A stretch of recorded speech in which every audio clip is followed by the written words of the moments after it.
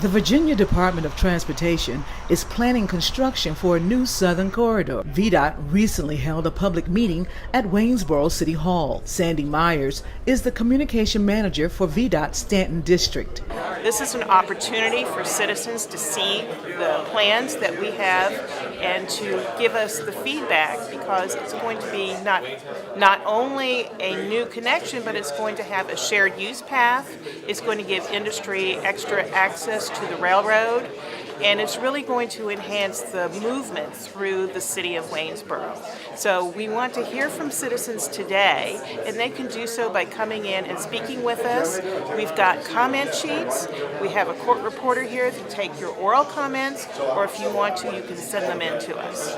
Jim Shaw is Waynesboro's deputy city manager. The primary purpose of the corridor is to relieve congestion on Rosser Avenue near the Target Center and the Exit 94 interstate interchange, and also to provide more access throughout the southern part of the city, hopefully to open up economic development potential both in the vicinity of the town center and on the city's industrial property at Exit 96. City Councilman Bobby Henderson is Waynesboro's vice mayor. Henderson says a major advantage of having the new corridor is to use it as a marketing tool to lure industries into the city. It gives us the opportunity to open up to bring more industry in, industry that wants to start new and have new buildings versus occupying the older buildings and have to renovate them. They'll be able to build and accommodate their own businesses. Look how close we are to the interstate, the Delphine. That whole corridor there is great for industry, and we can bring the truck traffic and stuff off of there, keep it off of Rosser and the main corridors, bring it in that way, and the industry will be localized right there along that Delphine corridor. There were a few property owners at the transportation meeting who declined to go on camera, but they did share with me their concerns about eminent domain.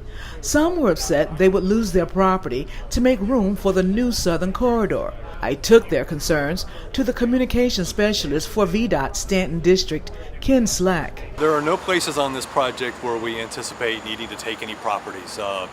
No homes being displaced or anything like that. There will be places in this project, primarily in the Oak Lane area, where the road would probably be a little bit closer to people's homes than it is now, because we've got a sidewalk that's going to be in there, and there's a little bit of a wider road than there is now.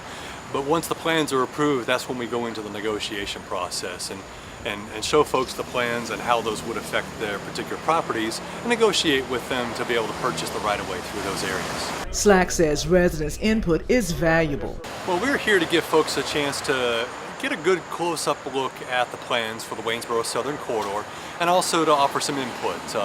This is a process. We're only about a third of the way through the design process, so folks still have a chance to see what's right now on paper, and also offer some input about some tweaks that we can make as we move through the design process, as we move toward taking this project from paper to reality here in Waynesboro. According to Slack, it was city officials who contacted VDOT about the project. Well, the city of Waynesboro identified the Southern Corridor as one of its big transportation priorities about 3 years ago. They applied for smart scale funding through the Commonwealth Transportation Board. He says the city submitted a very detailed application. In fact, the project application scored well enough to receive full funding, which was approved by the Commonwealth Transportation Board in 2016. Afterwards, city officials asked VDOT's design engineers for help.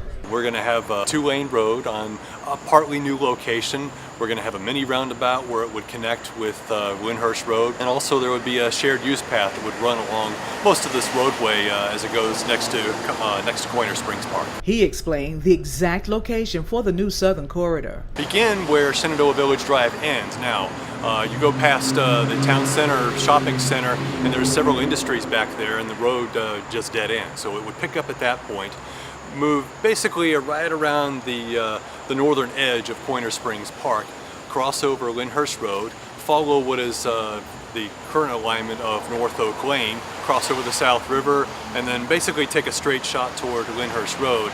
And in that final section, it would free up a lot of developable space for the City Council as it works to bring in new industry to its industrial park there. Shaw says the proposed Southern Corridor is a win-win opportunity. I think the advantage for residents is one, that they can have quicker access to shopping, especially around the Target Center and the Waynesboro Town Center, without having to go out the more congested Rosser Avenue. So, and I also think folks that are going from, say, downtown areas, that sort of thing, and want to go out shopping are going to have a more direct access. The other thing I would say is just that the access to the city's industrial park, I think over the long haul, provides hopefully prosperity for the city and for residents generally. We're going to finish the design process, and then once the design plans are final, then we will send them to the Commonwealth Transportation Board for the location study for them to approve it. And then the commissioner or chief engineer will approve the design plans. Once we are finished with the preliminary engineering phase, then we move to right-of-way. And right-of-way involves either purchasing property, sometimes it's just a portion of property. It also involves utility relocation, anything that needs to be cleared before the road can be built. And then finally, we go to construction. Henderson says the new road project could make a major economic impact. We would like large company, high-tech companies that are, paying more than minimum wage, paying a good salary to build up our economy here in Waynesboro. You get people making more money, they're going to spend more money, they're going to hopefully move into the city and stay in the city. Wouldn't it be nice to have people live, work, and play right here in the city of Waynesboro? In Waynesboro, Elaine Rackley for Breaking Through News.